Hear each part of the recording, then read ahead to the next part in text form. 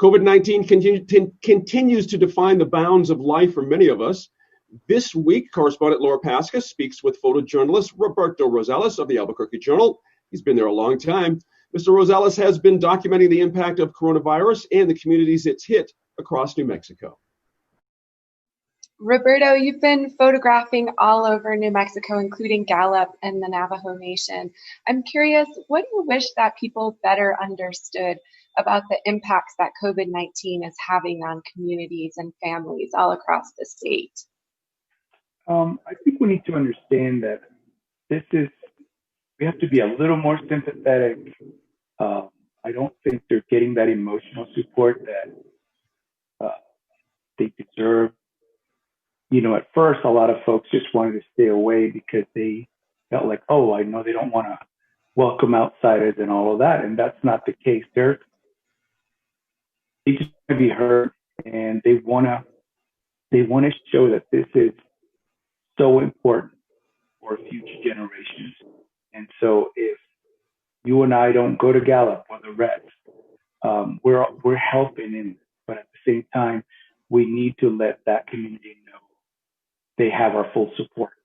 And I don't think we've done a great job in showing that. As you've been shooting around the state, whose stories have really stuck with you after you've come home?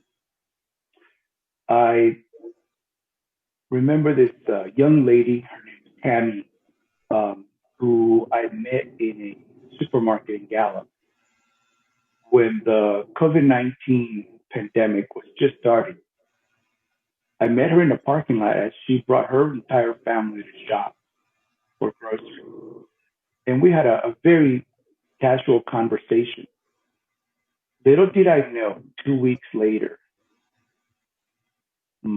half the people in that car that she was traveling with would be infected with corona.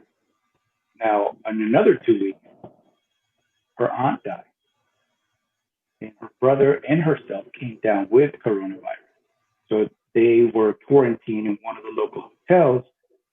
And while doing another story, I managed to talk to her while she was in quarantine. She told me how difficult this had been. It was devastating. And her story really stuck with me. And I want to do a story after all this is over, seeing how everybody's coping with it. She's one of the people that I cannot forget throughout the many stories that I've done on the Navajo reservation. So switching gears a little bit, you have covered protests for years, from after the James Boyd shooting a few years ago, to the Black Lives Matter protests that are happening right now.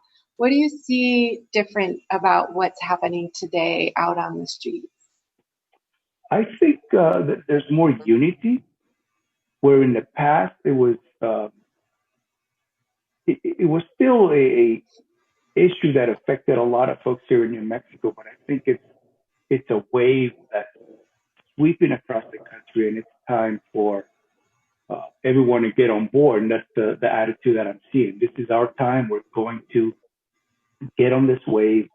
And so the movement, the ideology is a lot stronger now. They feel that they have more support, whereas in the past, with the James Boyd situation, it was more of an isolated issue here in Albuquerque or in the Southwest, with APD and their use of force, or unnecessary force, if you will, 5-6 years ago.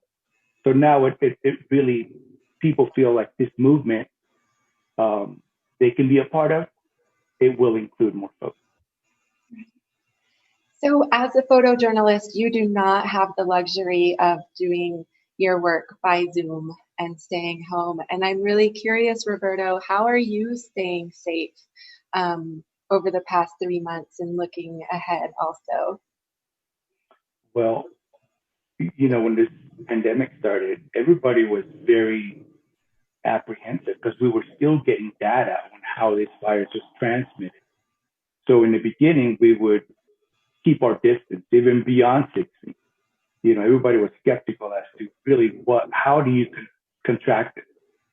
And then we slowly started moving in closer and closer and keeping our distance to about 6 feet.